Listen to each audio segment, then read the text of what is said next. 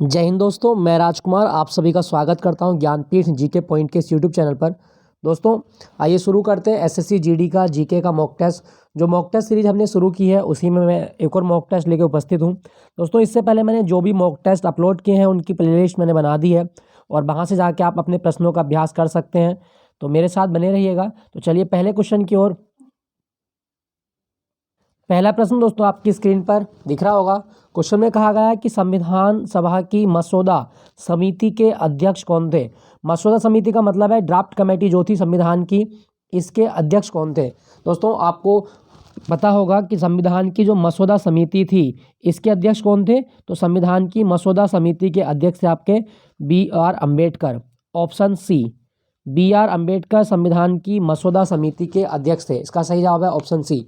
दोस्तों क्या आपको पता है कि ये जो मसौदा समिति थी ये कब बनी थी। दोस्तों 29 अगस्त 1947 को 29 अगस्त 1947 को संविधान सभा की मसौदा समिति का गठन किया गया और मसौदा समिति के चेयरपर्सन थे डॉक्टर BR अम्बेडकर। इसकी पहली बैठक होती है 30 अगस्त 1947 को, ये भी आप याद रखिएगा।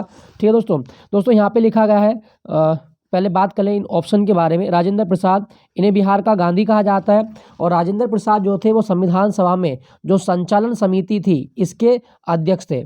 संविधान सभा की संचालन समिति के सदस्य अध्यक्ष कौन थे। तो वो थे राजेंद्र प्रसाद। और राजेंद्र प्रसाद ने एक किताब लिखी थी जिसका नाम है इंडिया डिवाइडेड। ये बहुत इंपॉर्टेंट किताब है और काफ़ी एग्जाम में रिपीट होती है। इंडिया डिवाइडेड किताब किसके द्वारा लिखी गई है। तो राजेंद्र प्रसाद, इन्हें बिहार का गांधी और भारत का अजात शत्रु भी इन्हें कहा गया है, ये आप याद रखें। दोस्तों यहाँ पे लिखा गया है जवाहरलाल नेहरू। जवाहरलाल नेहरू संविधान सभा में जो संघ शक्ति समिति थी इसके अध्यक्ष थे। संघ शक्ति समिति के अध्यक्ष थे पंडित जवाहरलाल नेहरू। और पंडित जवाहरलाल नेहरू की एक किताब है और वो है आपकी डिस्कवरी ऑफ इंडिया। बहुत इंपॉर्टेंट किताब है, पूछी जाती है डिस्कवरी ऑफ इंडिया। ये किसके द्वारा लिखी गई है। तो जवाहरलाल नेहरू के द्वारा डिस्कवरी ऑफ इंडिया लिखी गई है। दोस्तों जवाहरलाल नेहरू जो है ये भारत के प्रथम प्रधानमंत्री भी बने। 1937 में INC का सेशन हुआ था फैजपुर में। जो सेशन हुआ ये INC का पहला सेशन था या एकमात्र सेशन आप कह सकते हो जो गांव में हुआ था। और इस फैजपुर अधिवेशन की अध्यक्षता किसने की थी। पंडित जवाहरलाल नेहरू के द्वारा की गई थी। तो आप याद रखना भारतीय राष्ट्रीय कांग्रेस का एकमात्र अधिवेशन जो गाँव में हुआ उसके अध्यक्ष कौन थे। वो जवाहरलाल नेहरू थे। ठीक है दोस्तों मुंबई में जो नाभा सेवा बंदरगाह है उसका नाम जवाहरलाल नेहरू के नाम पर रखा गया है। और जवाहरलाल नेहरू की जयंती 14 नवंबर को हम मनाते हैं नेशनल चिल्ड्रन डे के रूप में, राष्ट्रीय बाल दिवस। ये आप याद रखना, चिल्ड्रन डे भारत में जो होता है वो नेहरू जी की जयंती होती है और इनको प्यार से चाचा की उपाधि भी मिली है, ये भी आप याद रखें। दोस्तों हम बात करते हैं अम्बेडकर के बारे में। संविधान की मसौदा समिति के अध्यक्ष हैं डॉक्टर BR अम्बेडकर। इनका जन्म 14 अप्रैल 1891 को हुआ और किस राज्य में हुआ था। दोस्तों मध्य प्रदेश में महू में अम्बेडकर का जन्म हुआ, ये आप याद रखिएगा। 14 अप्रैल को इनकी जयंती होती है, ये भी आप याद रखें। दोस्तों ये स्वतंत्र भारत के पहले कानून मंत्री बने। जब भारत में पहली मंत्रिमंडल बना तो ये भारत के पहले कानून मंत्री बने थे, ये आप याद रखिएगा। दोस्तों अंबेडकर जो है इन्होंने 1927 में महार सत्याग्रह भी चलाया था। महार सत्याग्रह ये किसने शुरू किया था। दोस्तों महार सत्याग्रह ये था कि दलितों में मंदिरों को प्रवेश की अनुमति नहीं थी, उसके विरोध में अंबेडकर ने महार सत्याग्रह चलाया 1927 में, ये भी आप याद रखें। दोस्तों अंबेडकर के द्वारा एक पत्र है जिसका नाम है मूक नायक। ये वीकली छपता था मूक नायक। तो मूक नायक समाचार पत्र ये किसने शुरू किया था। डॉक्टर BR अम्बेडकर ने मूक नायक समाचार पत्र, और ये शुरू किया गया था 1920 में, ये भी आप याद रखें। ठीक है दोस्तों, मूक नायक समाचार पत्र अम्बेडकर का समाचार पत्र है। दोस्तों अम्बेडकर की आत्मकथा का नाम क्या है। तो बाबा साहब अम्बेडकर की आत्मकथा का नाम है वेटिंग फॉर वीजा। ये किसकी आत्मकथा का नाम है। तो डॉक्टर BR अम्बेडकर की आत्मकथा का नाम है वेटिंग फॉर वीजा। और इनकी किताब आपसे और पूछी जाती है रिडल इन हिंदुज्म, ये किसने लिखी है। तो रिडल इन हिंदुज्म बाबा साहब अम्बेडकर की ही किताब है, ये भी आप याद रखना। दोस्तों अम्बेडकर की समाधि का नाम क्या है। तो अम्बेडकर की समाधि का नाम है चैत्य भूमि। और चैत्य भूमि किस शहर में है। मुंबई में। चैत्य भूमि मुंबई में है। और अंबेडकर ने जिस स्थान पर बौद्ध धर्म को अपनाया था उसको कहा जाता है दीक्षा भूमि। और दीक्षा भूमि किस शहर में है। वो नागपुर में है। दीक्षा भूमि नागपुर और चैत्य भूमि मुंबई में। याद रखना दोस्तों, भारत सरकार ने एक योजना स्टार्ट की है जिस योजना का नाम है पंचतीर्थ। ये आपसे पूछी जा सकती है एग्जाम में, पंचतीर्थ। और पंचतीर्थ की तरह भारत सरकार क्या कर रही है कि अंबेडकर से जुड़े हुए जो 5 स्थान हैं उनको एक हेरिटेज बना रही है, नेशनल हेरिटेज का दर्जा मिल सकता है इसको। क्यों? क्योंकि भारत में अंबेडकर को मानने वाले लोगों का एक बहुत बड़ा दल है।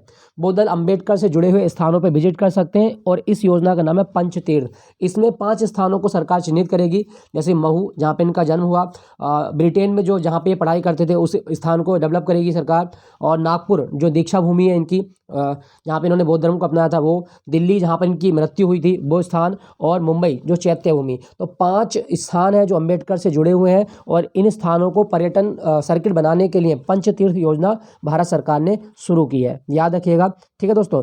चलिए अगले प्रश्न की, हाँ एक क्वेश्चन ये भी याद रखना, अंबेडकर को भारत रत्न कब मिला था? दोस्तों 1990 में अंबेडकर को भारत रत्न मिला था। क्लियर। चलिए नेक्स्ट प्रश्न की ओर चलते हैं। हाइपरमेट्रोपिया के बारे में निम्नलिखित में से कौन सा कथन गलत है? दोस्तों हमें बताना है कि हाइपरमेट्रोपिया के बारे में कौन सा कथन गलत है, तो ये हमें बताना है। दोस्तों पहले तो आप जान लें कि हाइपरमेट्रोपिया क्या होता है। दूरदृष्टि दोष को हाइपरमेट्रोपिया कहा जाता है। दूरदृष्टि दोष को क्या कहा जाता है? हाइपरमेट्रोपिया कहा जाता है। क्लियर हुआ? अब हमें बताना है कि हाइपरमेट्रोपिया के बारे में कौन सा कथन हमारा गलत है। तो पहले कथन की ओर चलते हैं।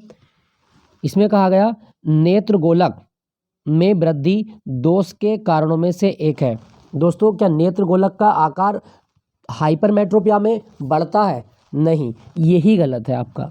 क्यों? क्योंकि नेत्र गोलक का आकार क्या होगा? दूरदृष्टि दोष में घट जाता है, कम हो जाता है। तो दूरदृष्टि दोष क्या है दोस्तों? दूरदृष्टि दोष का मतलब है कि आपको निकट की वस्तु आसानी से नहीं दिखती, निकट की वस्तु नहीं दिखती लेकिन दूर की वस्तु आसानी से दिख जाती है। ठीक है दोस्तों। अब अगर आपसे पूछा जाए कि हाइपरमेट्रोपिया या दूरदृष्टि दोष को दूर करने के लिए किस लेंस का प्रयोग करते हैं हम? उत्तल लेंस का प्रयोग करते हैं। कौन सा लेंस? उत्तल लेंस। ये पूछा जाए तो इसके बारे में आप याद रखिएगा। ठीक है दोस्तों। दोस्तों एक डायग्राम के थ्रू समझते हैं। यह आपका हाइपरमेट्रोपिया यानी कि दूरदृष्टि दोष। दूरदृष्टि दोष का क्या मतलब है कि इसमें नेत्र गोलक का आकार कम हो जाता है। देखिए ये नेत्र गोलक है हमारा, ये नेत्र गोलक। अब इसका आकार पूरा क्या हो गया आपका? ये पूरा नेत्र गोलक है। ये तो आपका कॉर्निया है, इसको मैं मिटा कर देता हूँ।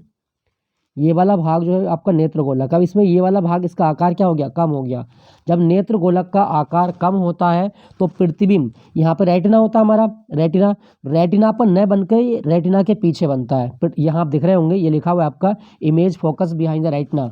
जब नेत्र गोलक का आकार कम हो जाता है तो प्रतिबिंब रेटिना के पीछे बन जाता है, और जब रेटिना के पीछे बनता है तो ये धुंधला होता है, और यही दोष क्या कहलाता है? आपका दूरदृष्टि दोष कहलाता है। तो याद रखना, जब भी दूरदृष्टि दोष होगा नेत्र गोलक का आकार क्या हो जाता है? कम हो जाता है। ठीक है दोस्तों। और साथ साथ फोकस दूरी बढ़ जाती है। नेत्र लेंस की फोकस दूरी बढ़ेगी, और फोकस दूरी बढ़ जाएगी तो हमारी जो नेत्र लेंस की क्षमता वो घट जाती है। तो ये आप याद रखना, ये हाइपरमेट्रोपिया में यही कंडीशन होती है कि इसमें इमेज रेटिना के पीछे बनता है। ठीक है दोस्तों। दोस्तों मायोपिया क्या होता है? मायोपिया दोस्तों, मायोपिया होता है निकट दृष्टि दोष का नाम। कभी क्वेश्चन आए कि निकट दृष्टि दोष को और क्या कहा जाता है, तो मायोपिया निकट दृष्टि दोष का दूसरा नाम है, और इसके लिए अवतल लेंस का प्रयोग किया जाता है। ठीक है दोस्तों। चलिए प्रश्न की ओर लौटते हैं फिर। अगला प्रश्न, क्वेश्चन संख्या 3, किसी भी खाद्य श्रृंखला में शीर्ष स्तर पर कौन कब्जा कर लेता है?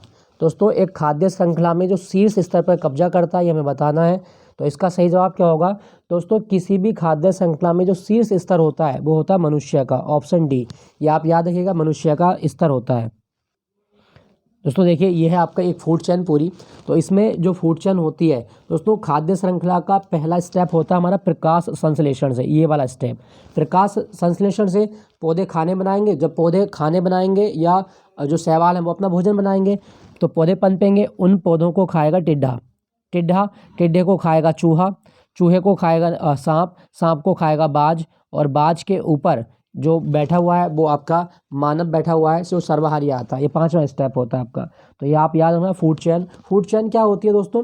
फूड चेन पारिस्थितिक तंत्र में विभिन्न जीवों की भोजन निर्भरता को क्रमिक रूप से प्रदर्शित करती है, इसे ही कहा जाता है फूड चेन। और ये भी आप याद रखना 10% एनर्जी का लॉस भी होता है इसमें, 10% एनर्जी का लॉस हर स्टेप बाय ये घटता जाता है। और 10% एनर्जी का नियम किसने दिया था? लिंडमैन के द्वारा 10% एनर्जी का नियम दिया गया था। 10% ऊर्जा हर स्तर में खर्च होती जाती है, ये नियम किसने दिया था? लिंडमैन ने नियम दिया था। नेक्स्ट प्रश्न की ओर चलते हैं। जवाब क्या होगा? ऑप्शन डी, मनुष्य। नेक्स्ट प्रश्न की ओर चलते हैं। निम्नलिखित में से कौन सी गैर आवश्यक जीवन प्रक्रिया है? दोस्तों, गैर आवश्यक जीवन प्रक्रिया, उत्सर्जन ये तो आवश्यक है। पोषण अगर आप खाना ही नहीं खाओगे तो जिंदा कैसे रहोगे? प्रजनन भी आवश्यक है, लेकिन संचारण ये गैर आवश्यक जीवन प्रक्रिया, ये भी आप याद रखिएगा। तो इसका सही जवाब है आपका ऑप्शन बी, संचारण। नेक्स्ट प्रश्न की ओर चलते हैं। पश्चिमी घाट की सबसे ऊंची चोटी कौन सी है? दोस्तों, पश्चिमी घाट जिन्हें सह्याद्री भी कहा जाता है, सह्याद्री ये भी आप याद रखना, पश्चिमी घाट को सह्याद्री कहा जाता है। और पश्चिमी घाट गुजरात से लेकर केरल तक फैला हुआ है। तो पश्चिमी घाट की सबसे ऊंची चोटी हमें बतानी है। दोस्तों, पश्चिमी घाट की सबसे ऊंची चोटी का नाम है अनाईमुड़ी। तो इसका सही जवाब है आपका ऑप्शन सी, अनाईमुड़ी। और अनाईमुड़ी जो है ये केरल में आती है और ये दक्षिण भारत की सबसे ऊंची चोटी भी है। इसकी ऊंचाई 2675 मीटर है, ये भी आप याद रखना। 2675 मीटर लगभग ये अनाईमुड़ी की ऊंचाई है। ठीक है दोस्तों मैं आपको एक चीज़ बताऊं, जो पश्चिमी घाट है, पश्चिमी घाट जो है वो तापी नदी से लेकर कन्याकुमारी तक फैले हैं। और पश्चिमी घाट भारत में एक जैविक विविधता के हॉटस्पॉट माने जाते हैं। पश्चिमी घाट भारत में हॉटस्पॉट माने गए हैं जैविक विविधता के। और पश्चिमी घाट में ही साइलेंट वैली नेशनल पार्क भी है। साइलेंट वैली नेशनल पार्क या शांत घाटी नेशनल पार्क ये पश्चिमी घाट में केरल राज्य में आता है, ये भी आप याद रखिएगा। ठीक है दोस्तों पश्चिमी घाट में और नम पर्णपाती वन पाए जाते हैं, 16 घास के मैदान पाए जाते हैं, ये भी आप याद रखें। और एक चीज़ मैं बताऊं कि पश्चिमी घाट हिमालय से भी ज़्यादा पुराना है। ठीक है दोस्तों क्या आपको पता है कि पश्चिमी घाट की उत्पत्ति कैसे हुई? दोस्तों, पश्चिमी घाट की उत्पत्ति हुई गोंडवाना के क्षरण से। गोंडवाना क्षरण से पश्चिमी घाट की उत्पत्ति हुई।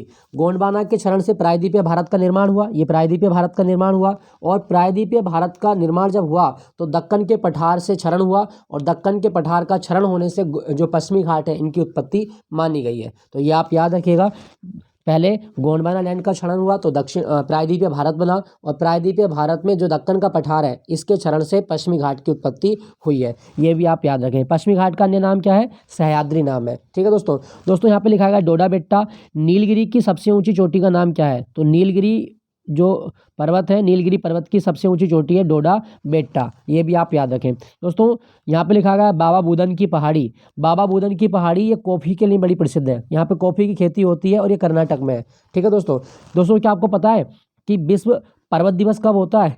हर साल 11 दिसंबर को विश्व पर्वत दिवस होता है।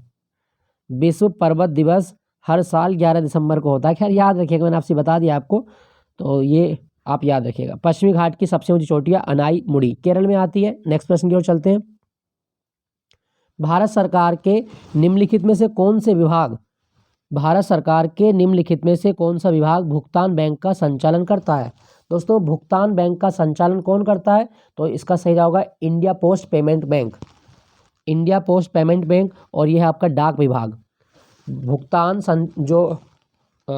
भुगतान बैंक है इसका संचालन डाक विभाग करता है, ये आप याद रखिएगा, इंपॉर्टेंट है। चलिए दोस्तों आपके लिए क्वेश्चन है, भारत में जो इंडिया पोस्ट पेमेंट बैंक है, इंडिया पोस्ट पेमेंट बैंक ये किस मंत्रालय के अधीन आता है? ये मुझे कमेंट में बताना है। बहुत इंपॉर्टेंट क्वेश्चन है, ये कई बार आता भी एग्जाम में कि इंडियन पोस्ट पेमेंट बैंक कौन से मंत्रालय के अधीन है। चलिए अगले प्रश्न की ओर चलते हैं। इसमें कहा गया नेक्स्ट प्रश्न में क्वेश्चन संख्या 7, निम्नलिखित में से कौन सा संगठन विश्व विकास रिपोर्ट यानी कि वर्ल्ड डेवलपमेंट रिपोर्ट प्रकाशित करता है? दोस्तों, वर्ल्ड डेवलपमेंट रिपोर्ट 1978 में पहली बार जारी की गई और ये रिपोर्ट विश्व बैंक के द्वारा पब्लिश की जाती है। सही जवाब है विश्व बैंक। ठीक है दोस्तों विश्व बैंक कब बना था? 1945 में बना है। और विश्व बैंक का एक और नाम और भी होता है, वो है IBRD। IBRD का मतलब क्या है? International bank for reconstruction and development. International bank for reconstruction and development, IBRD ये विश्व बैंक का अन्य नाम भी है। और विश्व बैंक का मुख्यालय किस शहर में है? दोस्तों, विश्व बैंक का मुख्यालय वॉशिंगटन में है। वॉशिंगटन जो कि अमेरिका की राजधानी भी है, तो वॉशिंगटन में मुख्यालय विश्व बैंक का। विश्व बैंक के मुख्यालय के साथ साथ अंतर्राष्ट्रीय मुद्रा कोष का मुख्यालय भी वॉशिंगटन में है।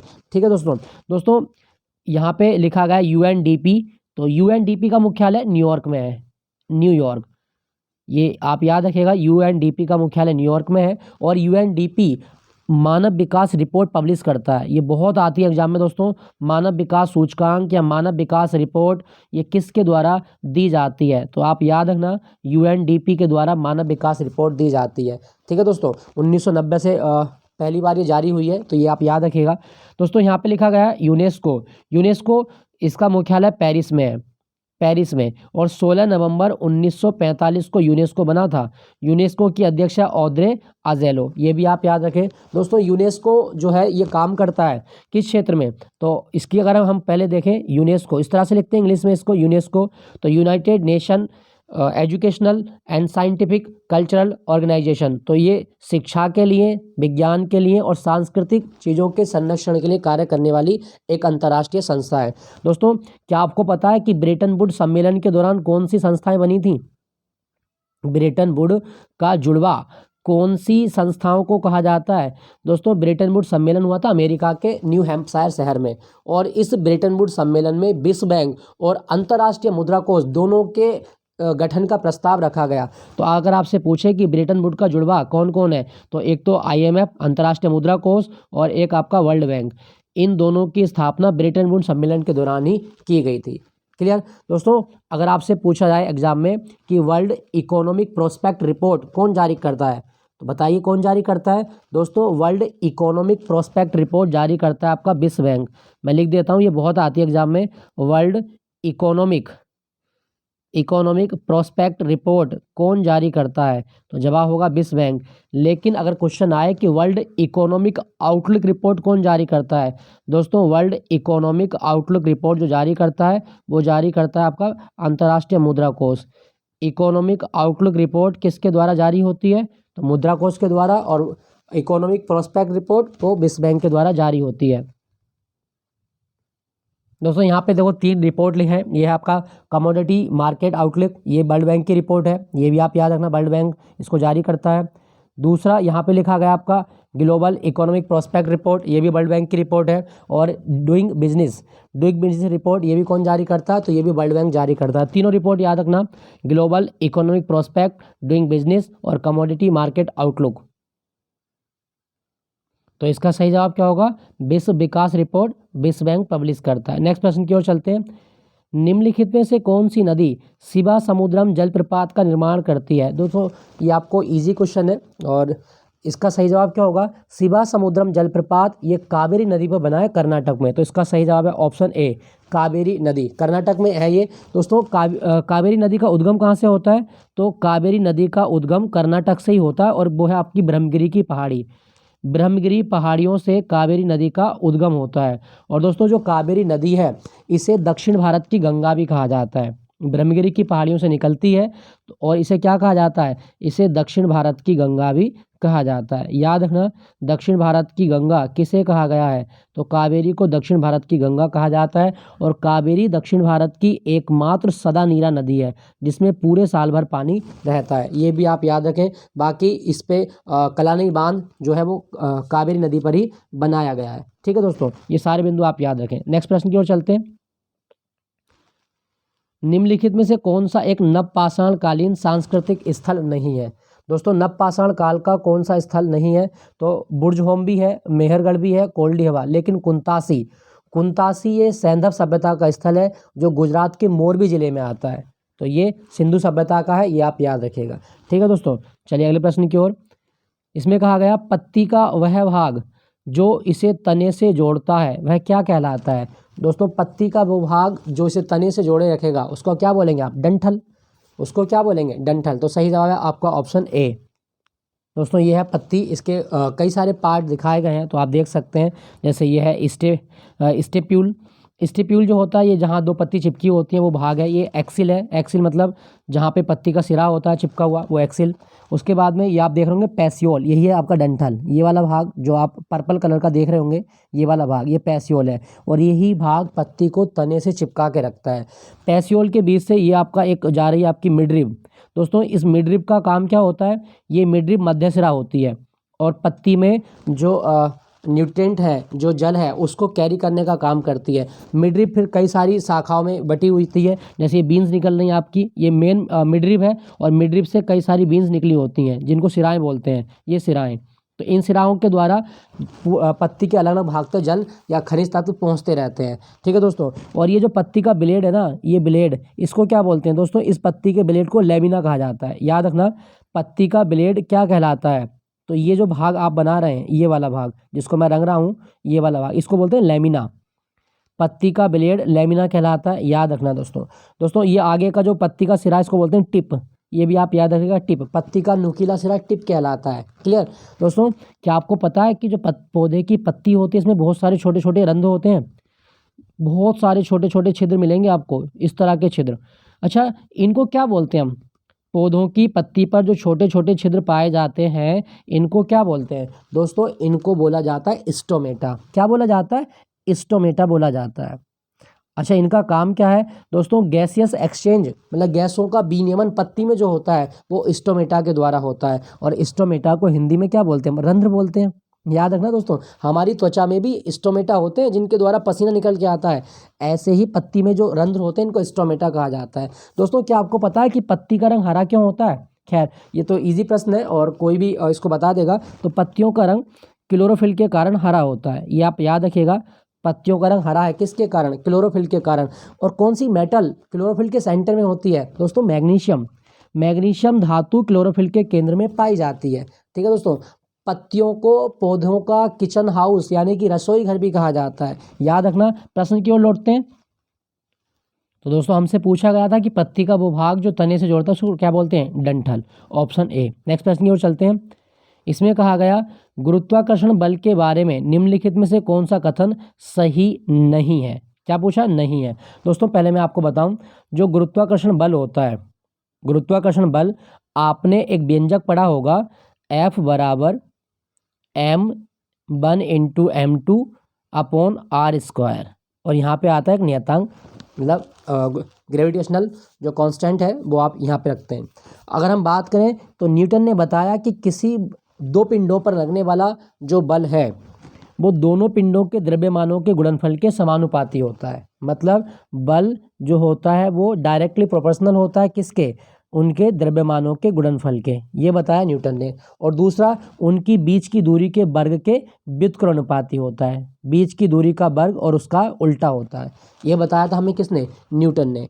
अब आपसे पूछा था उसमें कौन सा कथन इस गुरुत्वाकर्षण बल के बारे में सही नहीं है। तो देख लें एक बार, ये दोनों पिंडों के द्रव्यमानों के गुणनफल के समानुपाती तथा बीच की दूरी के वर्ग के व्युत्क्रमानुपाती होता है। तो देखते हैं एक बार फिर। दोस्तों पहला कथन देखें, न्यूटन ने गुरुत्वाकर्षण बल पर अपने शोध में केपलर के सिद्धांतों पर भरोसा किया। तो दोस्तों क्या न्यूटन ने ऐसा किया था कि अपने शोध पर केपलर के सिद्धांतों पर ज़्यादा भरोसा किया? तो ये तो गलत है, ये तो गलत है सिरे से ही। अगला देखें, न्यूटन के गुरुत्वाकर्षण बल में क्या होता है कि एक दूसरे के प्रति ब्रह्मांड की प्रत्येक वस्तु के आकर्षण के लिए जिम्मेदार बल है। तो ये तो सही है, ये आपका सही है बिल्कुल। उसके बाद में यह वस्तुओं के द्रव्यमान के उत्पाद के व्युत्क्रमानुपाती होता है। द्रव्यमान के उत्पाद के व्युत्क्रमानुपाती होता है, ये गलत है आपका। उसके बाद में यह वस्तुओं के बीच की दूरी के वर्ग के व्युत्क्रमानुपाती होता है, ये सही है आपका।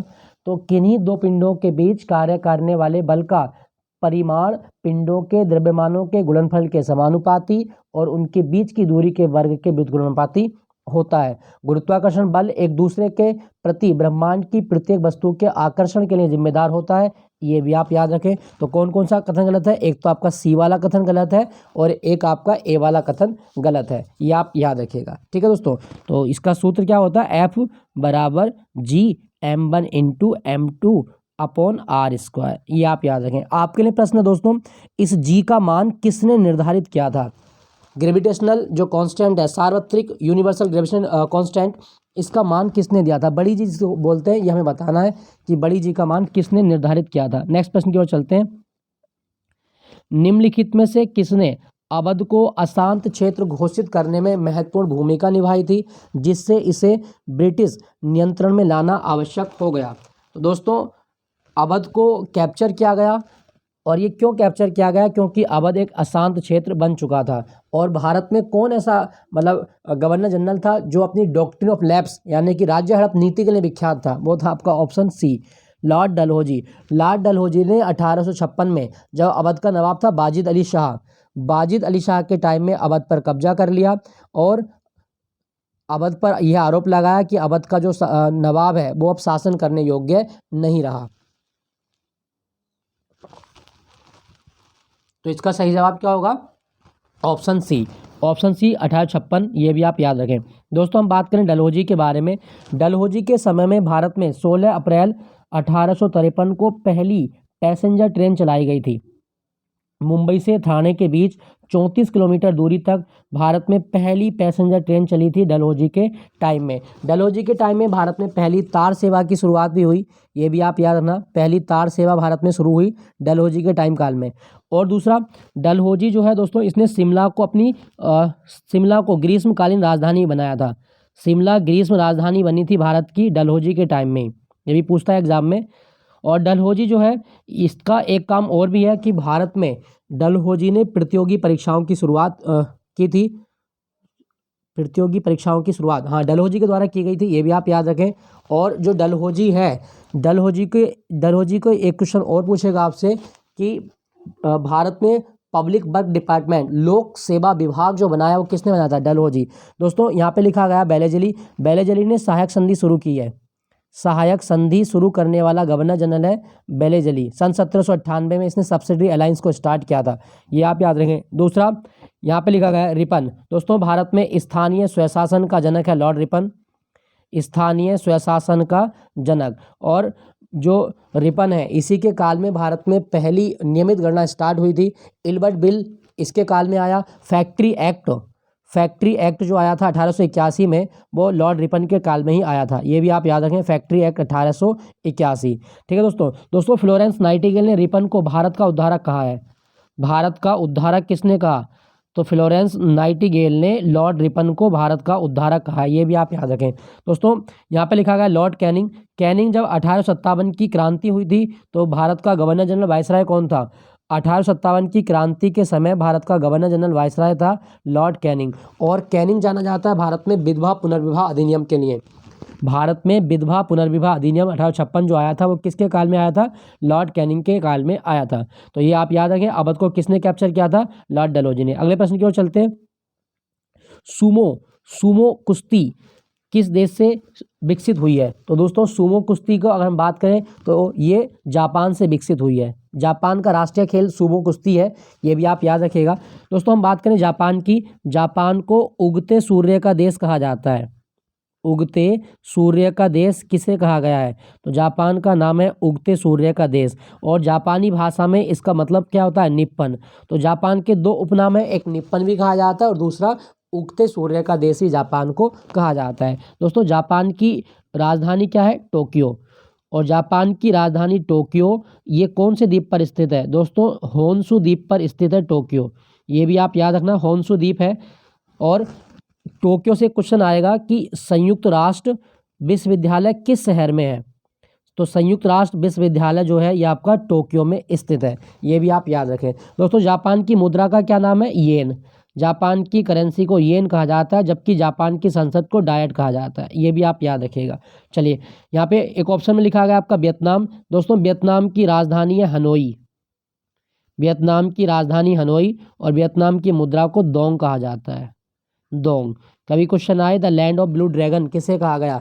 तो the land of blue dragon Vietnam को ही कहा जाता है। इंडोनेशिया, इसकी राजधानी अभी है जकार्ता जो जावा द्वीप पर है, लेकिन नई राजधानी है इसकी नुसंतारा। बोर्नियो द्वीप पर स्थित नुसंतारा इंडोनेशिया की नई राजधानी होगी। और इंडोनेशिया की मुद्रा रुपया है। क्या है? इंडोनेशिया की मुद्रा रुपया, ये भी आप याद रखें। दक्षिण कोरिया लिखा गया दोस्तों, दक्षिण कोरिया की राजधानी सियोल, ये बहुत इंपॉर्टेंट है, सियोल बहुत आता है एग्जाम में। और इसकी मुद्रा को वॉन कहा जाता है, दक्षिण कोरिया की मुद्रा वॉन कहलाती है। दोस्तों जो दक्षिण कोरिया इसका एक उपनाम भी है, इसे द लैंड ऑफ मॉर्निंग काम भी कहा जाता है। द लैंड ऑफ मॉर्निंग काम किसे कहा गया है? तो शांत सुबह की भूमि, ये कहा जाता है दक्षिण कोरिया को। दोस्तों क्या आपको पता है कि उत्तर कोरिया और दक्षिण कोरिया के बीच कौन सी रेखा है? तो आप याद रखना 38वीं समानांतर रेखा, उत्तर कोरिया और दक्षिण कोरिया को अलग करती है? 38वीं समांतर रेखा उत्तर कोरिया और दक्षिण कोरिया को अलग करती है। वेरी वेरी इंपॉर्टेंट, पूछा जाता है। चलिए अगले प्रश्न की ओर चलते हैं फिर। तो सुमो जापान की है। अच्छा, जापान का नया साल क्या होता है? सोगात्सु। जापान का नया साल है सोगात्सु, याद रखना। और नाइचो, नाइचो जापान की खुफिया एजेंसी का नाम है, याद रखेंगे। नेक्स्ट प्रश्न की ओर चलते हैं। निम्नलिखित में से किस राज्य में युमथांग घाटी स्थित है? दोस्तों युमथांग घाटी भारत में कहाँ पर है? तो इसका सही जवाब होगा आपका ऑप्शन सी, सिक्किम में युमथांग घाटी है। ठीक है दोस्तों 36वां संविधान संशोधन हमारे संविधान में किया गया 1975 में, और 36वें संविधान संशोधन के द्वारा सिक्किम भारत का पूर्ण राज्य बना था। और ये कौन से राज्य के रूप में अस्तित्व में आया? 22वां राज्य बना था सिक्किम। सिक्किम की राजधानी गंगटोक है, ये भी आप याद रखें। सिक्किम में माउंट कंचनजंगा नेशनल पार्क है, और सिक्किम का नया साल लूसूंग कहलाता है। सिक्किम का नया साल क्या है? सिक्किम का नया साल है लूसूंग। और दोस्तों सिक्किम जो है ये भारत की पहली जैविक स्टेट भी है। भारत की पहली जैविक राज्य जो है वो सिक्किम है। और सबसे कम आबादी भारत में किस राज्य की? सिक्किम की। 6,10,000 लगभग इसकी आबादी है, ये भी आप याद रखें। दोस्तों यहाँ पे लिखा है नागालैंड। नागालैंड में इंटांकी नेशनल पार्क भी है। इंटांकी नेशनल पार्क किस राज्य में? नागालैंड में। और नागालैंड कब बना था? 1963 में बना है। ठीक है दोस्तों, यहाँ पे लिखा गया उत्तराखंड। उत्तराखंड इसको देवभूमि कहा जाता है, देवभूमि की संज्ञा से दी गई। 9 नवंबर सन 2000 को उत्तराखंड यूपी से कट के बना था। भारत का कौन सा राज्य था? ये 27वां राज्य बना था। उत्तराखंड की राजधानी देहरादून है, और भारतीय वन अनुसंधान केंद्र देहरादून में है। भारतीय वन्यजीव संस्थान देहरादून में है। और आपसे पूछेगा पेट्रोलियम संस्थान, भारतीय पेट्रोलियम संस्थान, ये भी देहरादून में है। और सर्वे ऑफ इंडिया का मुख्यालय उत्तराखंड की राजधानी देहरादून में है। ऋषिकेश को yoga capital of the world कहा जाता है। यहाँ पे लिखा गया आपका। अच्छा, उत्तराखंड के बारे में क्वेश्चन ये आएगा कि उत्तराखंड का हाईकोर्ट अब कहाँ पे आ रहा है? तो उत्तराखंड की सरकार ने हाईकोर्ट को नैनीताल से अब हल्द्वानी में शिफ्ट करने की बात की है। हिमाचल प्रदेश यहाँ पे राजधानी शिमला है, और शिमला में भारत का केंद्रीय आलू अनुसंधान केंद्र भी है। भारत का केंद्रीय आलू अनुसंधान केंद्र इस शिमला में है। हिमाचल प्रदेश में पिन वैली नेशनल पार्क भी है, और सिम्बलबरा नेशनल पार्क भी है, खीर गंगा नेशनल पार्क भी है, ये भी आप याद रखें। नेक्स्ट प्रश्न की ओर चलते हैं। टू लाइव्स पुस्तक के लेखक कौन है? दोस्तों टू लाइव्स जो पुस्तक लिखी गई है, ये किसने लिखी गई है? ये लिखी गई है विक्रम सेठ के द्वारा। विक्रम सेठ, इनकी किताब और आपसे पूछेगा a suitable boy. A suitable boy किसने लिखी है? दोस्तों ए सूटेबल बॉय का लेखक है विक्रम सेठ, बहुत आती है एग्जाम में। यहाँ पे लिखा गया आपका अरविंद अडिग। अरविंद अडिग की किताब है द वाइट टाइगर, और द वाइट टाइगर के लिए इनको मैन बुकर अवार्ड भी मिला था। इनका उपन्यास है वाइट टाइगर, बहुत इंपॉर्टेंट है, पूछी जाती है, याद रखिएगा वाइट टाइगर। नेक्स्ट लिखा गया है सलमान रुश्दी। दोस्तों सलमान रुश्दी की जो मुझे सबसे इंपॉर्टेंट बुक लगती है वो है आपकी midnight children. Salman Rushdie midnight children, ये बहुत रिपीटेड क्वेश्चन है दोस्तों, याद रखना। मिडनाइट चिल्ड्रन ये किसके द्वारा लिखी गई है? सलमान रुश्दी। बाकी एक और याद रखिएगा सैटेनिक वर्सेज किसने लिखी है? तो सैटेनिक वर्सेज भी सलमान रुश्दी की किताब है। Satanic versus Salman Rushdie. ठीक है दोस्तों, यहाँ पे लिखा गया बी.एस. नायपॉल। दोस्तों बी.एस. नायपॉल की सबसे इंपॉर्टेंट किताब जो आपको याद रखनी है वो याद रखनी है इन ए फ्री स्टेट, ये किसने लिखी है? तो बी.एस. नायपॉल ने इन ए फ्री स्टेट किताब लिखी है। नेक्स्ट प्रश्न की ओर चलते हैं। तो टू लाइव्स का लेखक कौन है? विक्रम सेठ। नेक्स्ट प्रश्न, जनता द्वारा मुद्रा के रूप में अपने पास रखे गए धन और उसके द्वारा बैंक जमा धन के अनुपात को क्या कहा जाता है? तो दोस्तों जनता द्वारा मुद्रा के रूप में अपने पास जो धन रखा जाता है और बैंकों में जो धन जमा है उसके अनुपात को मुद्रा जमा अनुपात कहा जाता है। ऑप्शन ए, मुद्रा जमा अनुपात कहा जाता है, याद रखना। दोस्तों आपको क्वेश्चन बताना है कि आरबीआई का राष्ट्रीयकरण किस अधिनियम के तहत हुआ था? आरबीआई का राष्ट्रीयकरण किस अधिनियम के तहत हुआ था, ये हमें बताना है आपको कमेंट में लिख के, ये आपको क्वेश्चन है। नेक्स्ट प्रश्न की ओर चलते हैं। जब इल्ली डैश डैश नामक अपने जीवन चक्र के अगले चरण में प्रवेश करने के लिए तैयार हो जाता है तो यह खुद को संभालने के लिए एक जाल बनाता है, और इस जाल को क्या कहा जाता है? दोस्तों इल्ली कीड़े की एक प्रजाति होती है, और जब प्यूपा नामक अपने जीवन चक्र में यह अगले चरण में प्रवेश करने के लिए तैयार होता है तो ये आप याद रखना, ये जाल बनाता है कब? जब ये प्यूपा की अवस्था में आएगा, पूपा बनेगा। तो 17 का सही जवाब है आपका ऑप्शन सी, प्यूपा बनता है, ये आप याद रखिएगा। दोस्तों एक डायग्राम के थ्रू समझते हैं। देखो सबसे पहले क्या होता है, सबसे पहले जो रेशम के कीट हैं वो शहतूत के पत्तियों को खाएंगे और अंडे देंगे। क्लियर हुआ? पहला चरण यह है कि रेशम कीट जो है वो अंडे देते हैं, और ये अंडे एक दो नहीं होते, कई सौ अंडे एक साथ होते हैं। फिर क्या होगा, इन अंडों के फटने से बनेगा लार्वा। लार्वा निकला, और लार्वा से क्या बनेगा, एक कीड़ा बनेगा। सेकंड चरण क्या है कि अंडा फटा और अंडे के फटने से क्या बना, एक कीड़ा बना, जिसको क्या बोलते हैं आप, लार्वी बोलते हैं सेम। फिर तीसरे चरण में क्या होगा कि ये जो लार्वा था ये धीरे धीरे सिकुड़ेगा, और सिकुड़ने के बाद में एक जाल का रूप लेगा, और इस जाल को क्या बोलेंगे, प्यूपा अवस्था से क्या बनाएगा, ये जाल का रूप लेगा, और इस जाल के रूप को क्या बोलेंगे हम, कोकून बोलेंगे। कोकून, प्यूपा आप किसका रूप ले लिया, कोकून का। अब इसी कोकून को आप गर्म पानी में डालें, और गर्म पानी में डालने के बाद में आपको रेशम का जो रेशा है वो प्राप्त हो जाएगा। यदि इस कोकून को आपने गर्म पानी में नहीं डाला तो ये वयस्क बन जाता है, और वयस्क बनने के बाद में ये नया रेशम कीट बन जाता है। तो ये क्लियर हुआ। सबसे पहला चरण अंडा, अंडे से क्या बना, अंडे से बना आपका कीड़ा, और कीड़ा क्या बना बाद में, प्यूपा बना। प्यूपा ने जाल बनाया, और जाल से क्या बना, कोकून, और कोकून जब वयस्क हो जाता है तो ये रेशम कीट का जो स्थान ले लेता है, उसका जगह ले लेता है। तो अगर आपसे पूछे कि सेरीकल्चर क्या होता है, दोस्तों रेशम कीट पालन को सेरीकल्चर कहा जाता है। सेरीकल्चर क्या है, रेशम कीट पालन सेरीकल्चर कहलाता है। दोस्तों क्या आपको पता है कि रेशम कीट का वैज्ञानिक नाम क्या होता है, रेशम कीट का वैज्ञानिक नाम क्या होता है, ये होता है बोम्बैक्स मोरी।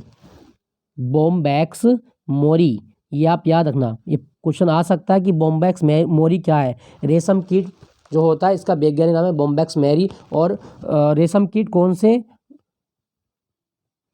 से वृक्ष की पत्तियां खाते हैं, सहतूत की पत्तियां खाते हैं।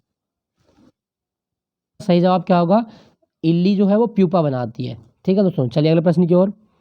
सीएनजी का पूर्ण रूप क्या है। दोस्तों हम बात करें सीएनजी का पूर्ण रूप, तो सीएनजी का मतलब होता है compressed natural gas, compressed natural gas. और सीएनजी जो है इसका मेन घटक क्या है, दोस्तों सीएनजी का मेन घटक होता है मीथेन, CH4। तो सीएनजी की फुल फॉर्म पूछिए हमसे, तो इसका सही जवाब होगा आपका option D, compressed natural gas. ये जो आपका ऑप्शन लिखा हुआ है कंप्रेस्ड नेचुरल गैस, ये आप याद रखिएगा। नेक्स्ट प्रश्न की ओर चलते हैं। भरतनाट्यम के पुनरुद्धार करने का श्रेय किसे दिया जाता है।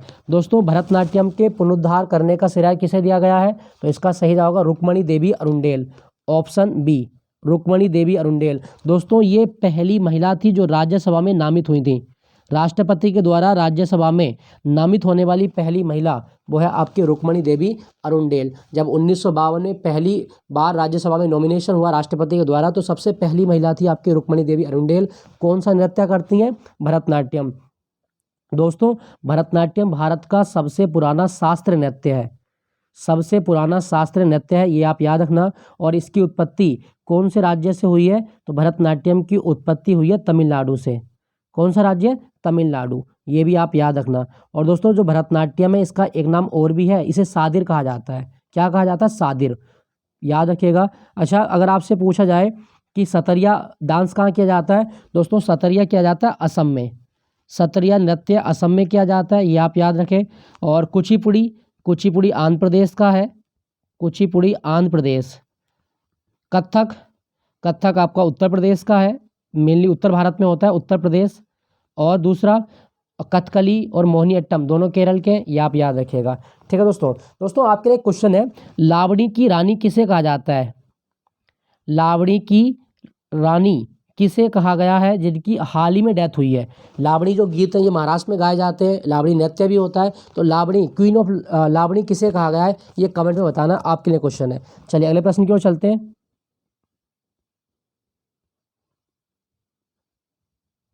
दोस्तों आज की क्लास का अंतिम प्रश्न, और क्लास थोड़ी सी लंबी हो गई है, और उसके लिए आप ये मत कहना कि क्लास लंबी कर दी है, क्योंकि आपको बहुत कुछ नॉलेज मिली होगी।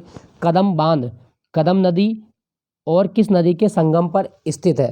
दोस्तों कदम बांध जो है ये तेलंगाना में है, तेलंगाना। तो ये गोदावरी नदी पर स्थित है, कदम नदी और गोदावरी नदी के संगम पर स्थित है कदम बांध। दोस्तों हम बात करें गोदावरी नदी की, तो गोदावरी नदी कहाँ से निकलती है, दोस्तों त्र्यंबकेश्वर का जो पठार है, त्र्यंबकेश्वर की पहाड़ियों से निकल के आती है गोदावरी नदी, और ये नासिक से निकलती है। नासिक से निकलती है गोदावरी नदी। दोस्तों गोदावरी नदी की लंबाई कितनी है? गोदावरी नदी की लंबाई है 1465 किलोमीटर और ये प्रायद्वीपीय भारत की सबसे लंबी नदी भी मानी जाती है। गोदावरी नदी को दक्षिणी गंगा भी कहा जाता है। क्या कहा जाता है? दक्षिणी गंगा। और गोदावरी नदी का एक नाम और भी है, बूढ़ी गंगा। क्या बोलते हैं? बूढ़ी गंगा, ये गोदावरी नदी का नाम है। दोस्तों जो गोदावरी नदी है इसके बारे में पूछे कि कालेश्वरम बांध या पोलावरम बांध जो है ये कौन सी नदी पर है? तो ये गोदावरी नदी पर ही है, ये आप याद रखेंगे। कावेरी नदी दक्षिण भारत की गंगा या दक्षिण भारत की एकमात्र सदा नीला नदी इसको कहा जाता है। ठीक है दोस्तों शरावती नदी पर कौन सा झरना है? शरावती नदी पर कौन सा झरना, ये आपके लिए क्वेश्चन है।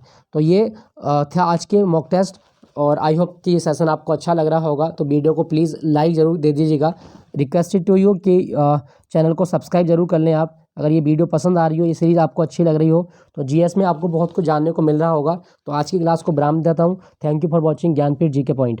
अपना ख्याल रखें, अपने अध्ययन करते रहें। मिलता हूँ नए मॉक टेस्ट के साथ।